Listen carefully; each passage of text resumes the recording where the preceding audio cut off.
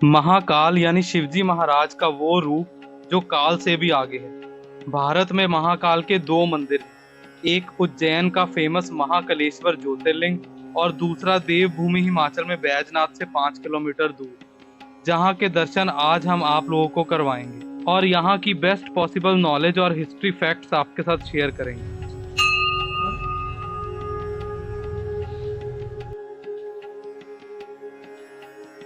नमस्कार दोस्तों फ्रॉम देवभूमि हिमाचल और स्वागत है आपका ट्रैवलिंग माइल्स के नए व्लॉग में। आई होप आप सब लोग अच्छे होंगे। जैसा कि आप लोगों को पता है कि लास्ट व्लॉग में हमें बैजनाथ के लोकल से महाकाल के मंदिर के बारे में पता चला था कि यहाँ पर ना 5 किलोमीटर दूर ही एक महाकाल मंदिर है, तो वहीं पर पहुँच रहे हैं और मिलते हैं आपको सीधा वहीं पर जाकर। भाई हम लोग पहुँच गए हैं 5 किलोमीटर का सफ़र करके महाकाल मंदिर। कुछ इस तरह का प्रवेश द्वार बना हुआ है यहाँ पर। आज गर्मी तो इतनी ज़्यादा थी, ऐसा लग रहा था कि जैसे पॉपकॉर्न की तरह कार में बैठ के ना हम ही भुने जाएंगे। तो चलो वहाँ पर चल के आपको मिलते हैं, देखते हैं क्या है यहाँ पर।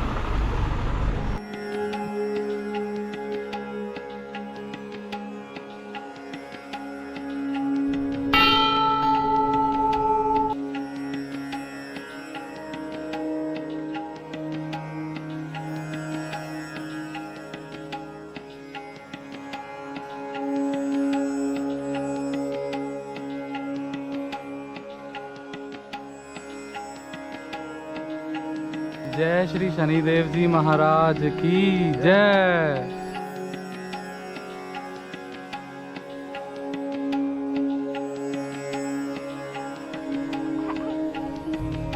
जय महाकाल जी।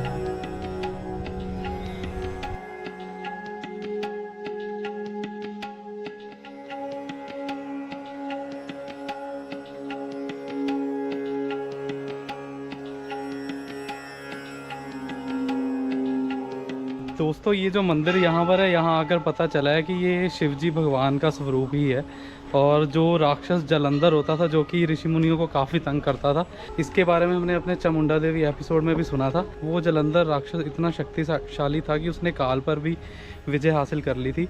तो सभी देवताओं के कहने पर जब शिवजी महाराज ने महाकाल का रूप लिया और जलंधर राक्षस को मारने के लिए यहाँ पर पहुँचे, तो जलंधर राक्षस ने उनसे एक विनती कि मैं आपके हाथों ही मोक्ष प्राप्त करना चाहता हूँ, बट मुझे मेरी एक लास्ट विश है वो पूरी कर दीजिए। तो वो जो विश थी, उसने कहा जहाँ पर भी आप मेरा वध करोगे और मेरी पीठ गिरेगी वहाँ पर आप महाकाल के रूप में विराजमान खुद होगे।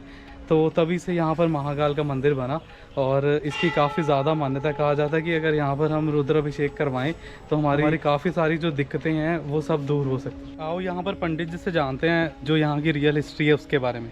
महाकाल जी का मंदिर है। शिव जी यहाँ स्वयंभू स्वयं स्थापित है, स्वयं सिद्ध है। तो यहाँ ऋषियों मुनियों देवी देवताओं दानवों मानवों ने सब ने तप किया हुआ है। तो यहाँ महाकाल जी भी तपस्वी बन के बैठे हैं। राजगद्दीन का उज्जैन में महाराजा बन के बैठे हुए हैं। तो साथ में ये जालंधर महापीठ है कि यहाँ जालंधर ने तप किया था, फिर उसे भगवान ने दर्शन दिया और वरदान मांगने को कहा। तो उसने भस्मासुर जैसा वरदान मांग लिया कि मेरे को अजय का वरदान दे दो महाराज, मेरे को काल नहीं मारे ऐसा वरदान दे दो। तो भगवान ने उसको वरदान दे दिया। फिर उसके बाद जो है वो उसने उत्पात मचा दिया तीनों लोकों में, देवी देवताओं और ऋषियों मुनियों को परेशान करना शुरू कर दिया। तो फिर जब उसका पाप का घड़ा भर गया तो उसके लिए काल का तो वरदान दिया था कि काल नहीं मारेगा, तो महाकाल बन गए। फिर महाकाल बन करके उसका संहार किया। पर पंडित जी चामुंडा देवी में तो कहते हैं कि चामुंडा माता जी ने जलंधर राक्षस का वध किया था। मतलब ऐसा है ना कि भगवान ने क्या किया कि माता को उसके साथ युद्ध के लिए लगा दिया और स्वयं समाधि में चले जाते थे भोलेनाथ, स्वयं समाधि में चले गए। ठीक है। तो जब वो चेतन अवस्था में आए, माता के साथ 21 दिन रात उसका युद्ध होता रहा। तो उन्होंने देखा तो माता तो युद्ध कर रहे हैं, तो फिर माता जो है वो माता को महाकाली बना दिया और स्वयं महाकाल बन गए। ओम नमः शिवाय। दोस्तों अब यहाँ से दर्शन कर लिए और यहाँ से निकल रहे हैं। जाते जाते हम जो नॉर्मली सुनते हैं ना कि हिमाचल देवभूमि है, तो वाकई मुझे लगा कि हाँ वाकई सही बात है। अभी हम बिल्कुल एक अनजान से मंदिर में आए थे जिसके बारे में हमने पहले कभी भी नहीं सुना था। और यहाँ पर मैंने एक और बोर्ड देखा जहाँ पर काफ़ी सारे ऐसे मंदिरों के नाम लिखे हुए थे जिनके बारे में मैंने सुना नहीं है। और बट इन्हीं दिनों में हम बैजनाथ, ये महाकाल और आशापुरी वहाँ पर होके आए हैं। कुछ और मंदिर भी लिखे हुए हैं वहाँ पर। भगवान जी से प्रार्थना करते हैं कि वो जल्द से जल्द वहाँ भी हमें कभी ना कभी बुलाएं, ताकि हम इन मंदिरों के बारे में आप लोगों को भी बता सकें। तो चलो अब यहाँ से निकलते हैं। और एक जगह और ना आंटी जी ने बताई थी जहाँ पर हम रुके हुए हैं, अगोजर के पास एक नदी है, वहाँ पर कह रहे हैं कि स्नान करना काफ़ी अच्छा होता है। और आज टाइम भी बच गया काफ़ी, क्योंकि जल्दी जल्दी सब दर्शन हो गए थे। तो सोच रहे हैं कि अगर टाइम अभी भी घर पहुँचते पहुँचते बच गया तो वहाँ पर चलते हैं। तो चलो अभी रास्ते में डिसाइड करते हैं ये चीज़, और अगर हुआ तो वहाँ जाके मिलते हैं आपको। भाई मैं एक चीज़ बताना आप लोगों को भूल गया कि अगर आप बैजनाथ आना चाहते हो तो आपको ना बस भी मिल जाएगी इजीली पालमपुर से। और अगर महाकाल आना चाहते हो तो पालमपुर से तो नहीं, डायरेक्ट बस मिलेगी। ये बैजनाथ के रूट से आपको बहुत सारी बसेस मिलेगी। हमें रास्ते में भी काफ़ी बसेस दिखी यहाँ पहुँचकर भी, तो आपको आने में कोई दिक्कत नहीं होगी। आप बस पकड़ो और कम किराए में यहाँ पर पहुँच सकते हो आप।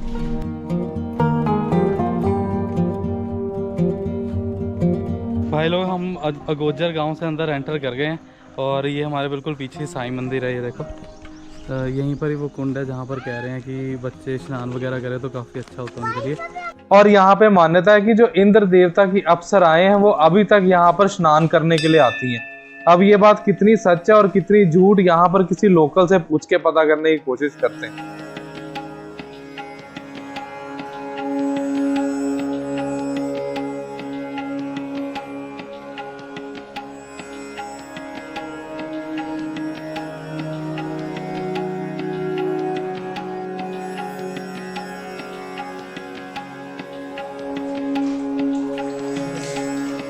जय बाबा जी।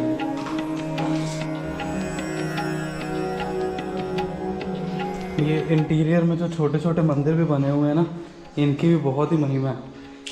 आप ये देखो, चेक करो, ये वो कुंड है जहाँ के नीचे से पानी अपने आप आता ही जा रहा है, कहाँ से किसी को कुछ पता नहीं है।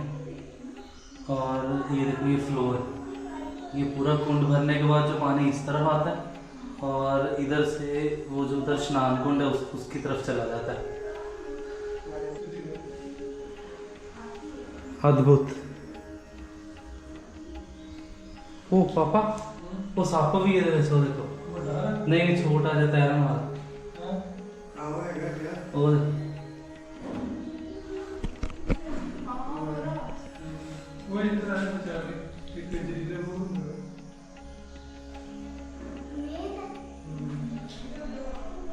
और यहाँ पर अंकल लोगों की टोली को देखकर मैं जिज्ञासावश जल्दी से उनके पास पहुंच गया, यहाँ की सच्चाई जानने के लिए। यहाँ पर पहले ना बहुत पुरानी बात है, तो वो तो हमने देखी, लेकिन एक छोटा सा बोरू होता था, ऐसे कुंड जैसा ना।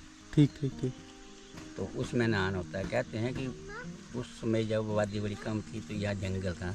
अच्छा अच्छा। इंद्र लोगों की अप्सराएं जो होती वो यहाँ पर स्नान किया करती थी। अच्छा अच्छा। ठीक है ना। उसके बाद जैसे जैसे पब्लिक बड़ी, जंगल कटे, यहाँ पर एक सिद्ध बाबा था, वो यहाँ पर अपनी भक्ति वगैरह करता, सिद्ध। ठीक ठीक ठीक। ठीक है। उस सिद्ध के नाम से इसका वैसे नाम जो है बाबे का छरुंड है वैसे। अच्छा अच्छा अच्छा। ये अप्सर कुंड से बिगड़ करके बन गया छरुंड, या बाबे के नाम से चल पड़ा ये।